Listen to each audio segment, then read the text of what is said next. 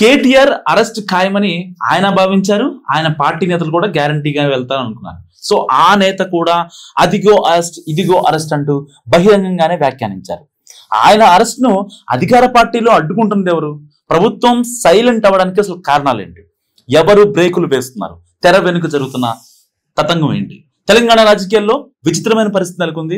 Formula ఈ racing కేసులో ఒకసారి విచారణకు వెళ్లిన బీఆర్ఎస్ వర్కింగ్ ప్రెసిడెంట్ కేటీఆర్ తనని అరెస్ట్ చేయడానికి రంగం అంతా సిద్ధమైందని బహిరంగంగా కామెంట్ చేశారు. అరెస్ట్ అయితే జైలుకు వెళ్ళడానికి కూడా సిద్ధంగా ఉన్నానని, జిమ్ చేసుకుంటానంటూ కూడా కేటీఆర్ కామెంట్ చేశారు. ఇటీవల అసెంబ్లీ సమావేశాలకు ముందు కూడా తనను అరెస్ట్ చేస్తారంటూ ప్రకటించారు. తాజాగా హెచ్సియు భూముల విషయంలో గట్టిగా మాట్లాడుతున్నందున జైలుకు పంపుతారంటూ కూడా కామెంట్ చేశారు. ఇలా ఎప్పటికప్పుడు అరెస్ట్ ఖాయమని కేటీఆర్ కూడా డిసైడ్ అయిపోయారు. So PCC chief Mahesh Kumar Goud మాత్రం కేటీఆర్ అరెస్ట్ ని ఆపుతున్నది ఎవరు అని ప్రశ్నిస్తున్నారు.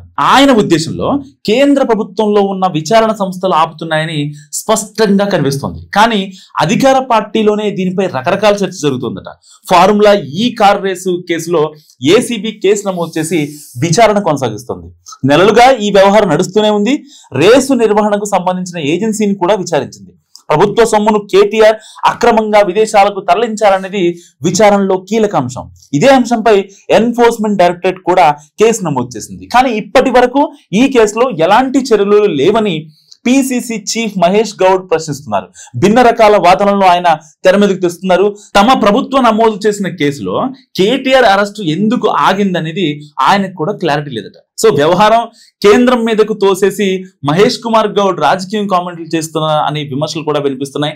PCC chief Mahesh Goud KTR arrest అవడం పక్కా అంటూ స్టేట్మెంట్ ఇచ్చేస్తున్నారు. ఒక పక్క మళ్ళీ ఆయన అరెస్టు ఎందుకు ఎక్కడ ఆగిందంటూ కూడా ఆయన ప్రశ్నిస్తారు. సో ఇది సొంత పార్టీలోనే కన్ఫ్యూజన్ ను క్రియేట్ చేస్తుంది. ప్రభుత్వం ఈ ఫార్ములా రేస్ కేసులో ఎందుకు దూకుని తగ్గించింది? కేసు ఎలాగో నమోదు చేశాం, ఇక ఈడీనే చూసుకుంటుంది అని వదిలేశారా అనే చర్చ కూడా జరుగుతుంది. ప్రభుత్వ పెద్దలు ఒక రకమైన వాదనను, పిసిసి చీఫ్ మరో రకమైన వాదనను తెర మీద తెచ్చారు. దీంతో కేటీఆర్ అరెస్ట్ విషయంలో కన్ఫ్యూజన్ నాయకుల మధ్య ఉందా, లేదంటే ఈ ఫార్ములా కేసులో ముందుకు వెళ్ళలేకపోతున్నారా అని పార్టీలో సీనియర్ నేతలు కూడా చర్చించుకుంటున్నారు. ప్రభుత్వానికి పార్టీ నాయకత్వానికి మధ్య సమన్వయ లోపం ఉందా? కీలకమైన అంశంలో ఇద్దరు వేరు వేరు ప్రకటనలు చేసి పలచనవ్వడం తప్పితే మరే వ్యూహం కనబడటం లేదని కొందరు పరిశీలకుల వాదన. సో కేటీఆర్ అరెస్ట్ విషయంలో సెంట్రల్ ఆపుతుందా లేకపోతే కాంగ్రెస్ ఆపుతుందా? ఎవరు ఆపుతున్నారని మీరు అనుకుంటున్నారో నా కామెంట్ కూడా తెలియజేయండి. చూస్తూనే ఉండండి మహానగర్.